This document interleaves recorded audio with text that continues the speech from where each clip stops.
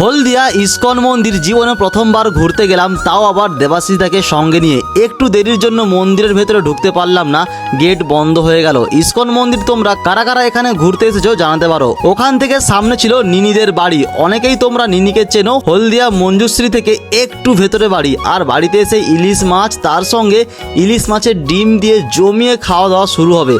তার আগে সন্ধ্যের টাইমে ইসকন মন্দিরের সামনেই নতুন একটা আউটলেট শুরু হয়ে গেছে, ইও অমৃত চায়ের এত ভ্যারাইটিস, খেলেই একদম হালকা নেশা চলে আসবে। জাস্ট ভাই মজাক করলাম।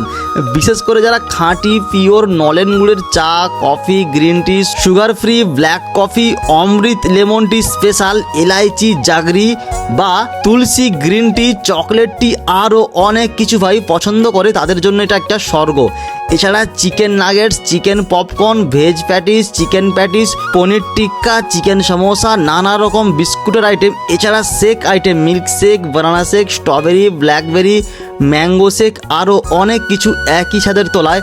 তার সঙ্গে থাকছে এই ইও অমৃত চায়ের ফ্র্যাঞ্চাইজিস নেওয়ার জন্য ফোন করতে পারো। হ্যাঁ, যারা নতুন ব্যবসা করবে ভাবছো তারা কিন্তু ফোন করতে পারো। ফোন নাম্বার দেওয়া হলো মাত্র 3,80,000 টাকায়। ঠিকই শুনেছো, মাত্র 3,80,000 টাকায় ফ্র্যাঞ্চাইজিস পাওয়া যাচ্ছে।